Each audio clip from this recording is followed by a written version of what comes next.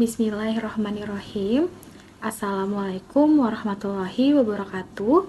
Perkenalkan, nama saya Danti Ayu dan teman saya bernama Putri Indah akan mempresentasikan tentang masalah-masalah yang terjadi pada pengelolaan kelas dan solusinya.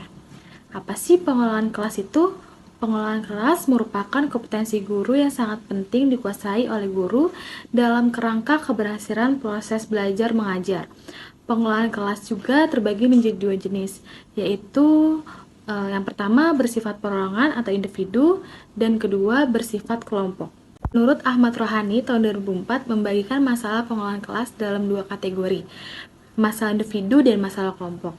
Masalah individu terbagi menjadi 4. Yang pertama, ada tingkah laku yang ingin mendapatkan perhatian orang lain, misalnya membuat onar di kelas atau aktif, dan dengan membuat serba lamban hingga perlu pendapat pertolongan ekstra atau pasif.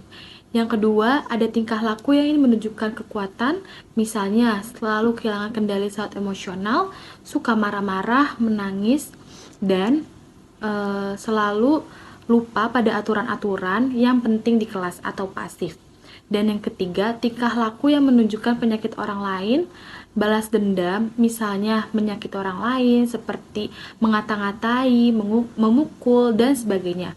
Dan yang keempat, ada perangan ketidakmampuan, yaitu dalam bentuk sama sekali menolak untuk mencoba melakukan apapun karena yakin bahwa hanya kegagalan yang menjadi bagiannya. Lalu masalah kelompok yang terbagi menjadi 6. Yang pertama, ada kurangnya kekompakan, misalnya perbedaan jenis kelamin, suku dan tingkatan sosial ekonomi, dan sebagainya.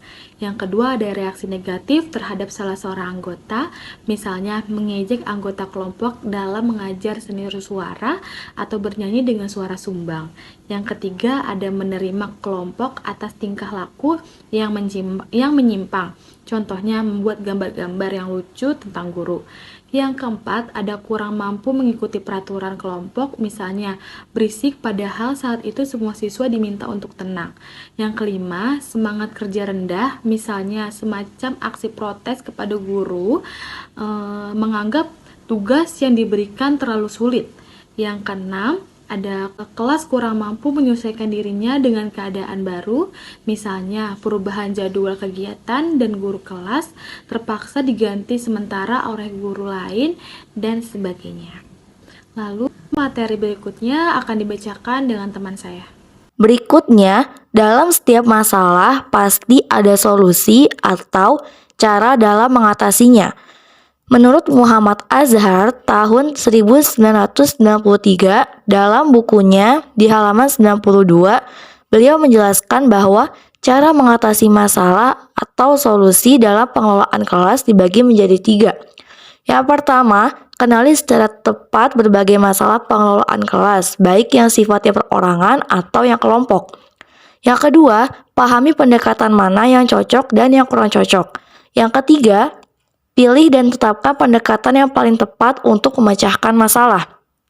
Di antara pendekatan yang tepat, yang pertama, pendekatan anjuran dan larangan, yakni jangan menegur siswa di hadapan kawan-kawannya, jangan menggunakan nada suara tinggi dalam memberi peringatan, bersikap tegas dan adil terhadap semua siswa, dan jangan pilih kasih. Yang kedua, pendekatan tingkah laku.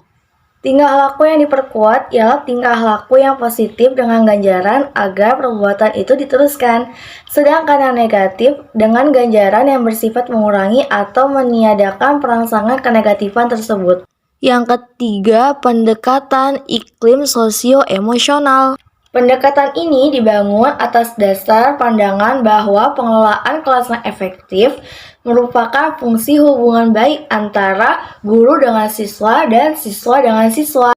Dan yang terakhir, pendekatan proses kelompok. Dalam pendekatan ini, peran guru adalah mengembangkan dan mempertahankan keeratan hubungan siswa, semangat produktivitas, dan tujuan yang berorientasi pada kelompok.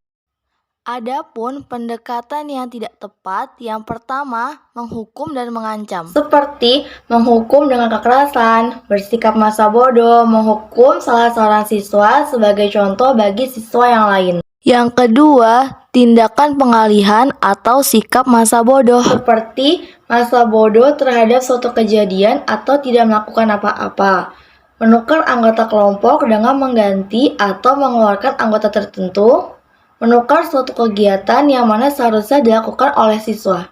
Dan yang terakhir, penguasaan atau penekanan. Seperti memerintah, memarahi, memakai pengaruh orang lain yang lebih berkuasa, seperti orang tua dan kepala sekolah. Yang terakhir, salah satu problem yang juga sering terjadi dalam pengelolaan kelas ialah pelanggaran dari sebuah peraturan. Berikut ini adalah contoh peraturan-peraturan yang ada di dalam kelas tempat saya mengajar. Selain peraturan juga ada namanya konsekuensi. Peraturan dan konsekuensi dibuat bersama oleh siswa. Jadi siswa yang menentukan apa peraturannya dan menentukan pula apa konsekuensinya. Jadi dibuat oleh siswa dan diperuntukkan untuk siswa atau dari siswa untuk siswa. Syarat dari sebuah konsekuensi adalah harus mendidik, seperti di nomor 7. No physical contact atau dilarang lakukan kontak fisik seperti memukul.